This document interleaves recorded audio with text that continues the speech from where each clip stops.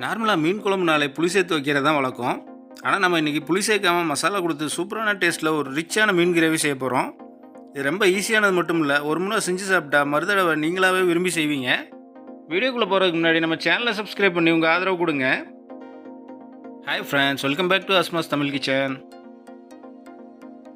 இந்த ரெசிபிக்கு 1/2 கிலோ கட்லா மீனை சுத்தம் பண்ணி எடுத்திருக்கேன். 3/4 டீஸ்பூன் மிளகாத்தூள் சேர்த்துக்கிறேன். கட்லா மீன் தான்ட்டு இல்லை, நீங்கள் வேறு எந்த வகையான மீன் வேணாலும் எடுத்துக்கலாம். 1/2 டீஸ்பூன் மஞ்சள்தூள் சேர்த்துக்கிறேன். கூட 3/4 டீஸ்பூன் உப்பு சேர்த்துக்கிறேன். மூணையும் நல்லா கையிலால் கலந்து விட்டு ஒரு மணி நேரத்துக்கு ஊற வச்சுக்கலாம். நீங்கள் எந்த ஸ்டைலில் மீன் குழம்பு வச்சாலும் இது மாதிரி மசாலா கொடுத்து 1 மணி நேரத்துக்கு ஊற வச்சு செய்யுங்க. அப்போ தான் மீனில் உப்பு காரம் சரியாக பிடிக்கும். அடுத்ததாக ஒரு கடாயில் 4 டேபிள் ஸ்பூன் அளவுக்கு கடலெண்ணெய் சேர்த்துக்கிறேன்.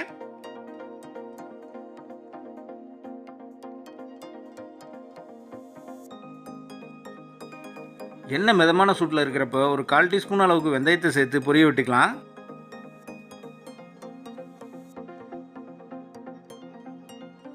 மசாலா தடவி வச்ச மீன் துண்டுகளை ஒவ்வொன்றா எண்ணெயில் சேர்த்துக்கலாம்.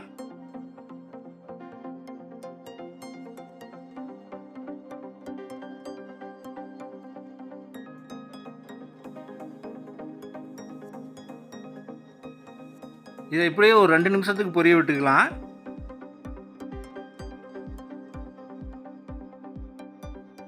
ஒரு பக்கம் ஃப்ரை ஆகி வந்ததும் மறுபக்கம் திருப்பி விட்டு மேலும் 2 நிமிஷத்துக்கு ஃப்ரை பண்ணிக்கலாம்.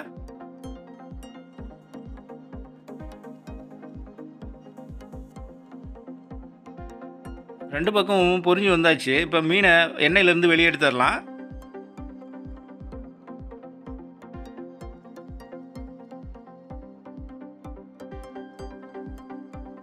மீன் பொரிச்சு எடுத்த அதே எண்ணெயில் 2 மீடியம் சைஸ் பெரிய வெங்காயத்தை அரைச்சி சேர்த்துக்கிறேன்.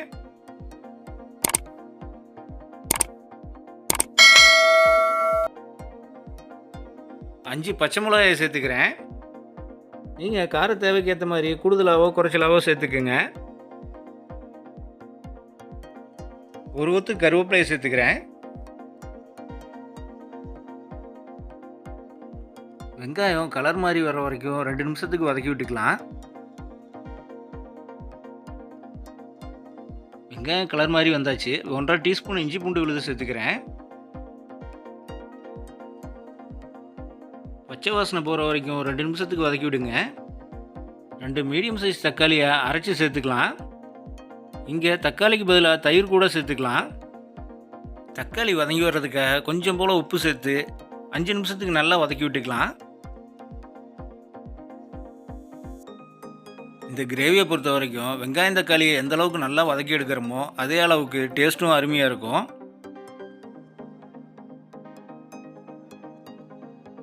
இது மிதமான தீயில் மூடி போட்டு ஒரு 2 நிமிஷத்துக்கு வதக்கி விட்டுக்கலாம். பாருங்கள், வெங்காயம் தக்காளி நல்லா வதங்கி எண்ணெய் பிரிஞ்சு வந்தாச்சு. இப்போ மசாலா பொருட்களை சேர்த்துக்கலாம். 1/2 டீஸ்பூன் மஞ்சள் தூள், 1/2 டீஸ்பூன் மல்லித்தூள் சேர்த்துக்கிறேன். 1 டேபிள் ஸ்பூன் மிளகாய் தூள் சேர்த்துக்கிறேன். இது எல்லாத்தையும் நல்லா கலந்து விட்டு மிதமான தீயிலேயே மேலும் ஒரு 2 நிமிஷத்துக்கு வதக்கி விட்டுக்கலாம்.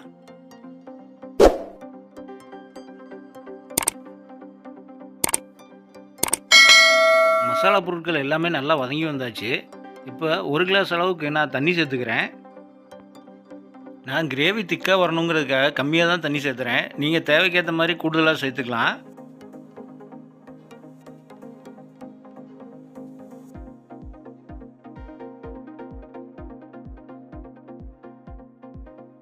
இப்போது ஏற்கனவே பொரிச்செடுத்த மீனை இதில் சேர்த்துக்கலாம். இதையும் மூடி போட்டு ஒரு 5 நிமிஷத்துக்கு கொதிக்க விட்டுக்கலாம்.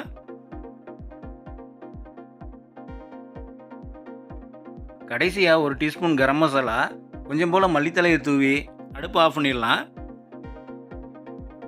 அவ்வளோதாங்க, டேஸ்டியான மீன் கிரேவி ரெடியாகி வந்துருச்சு.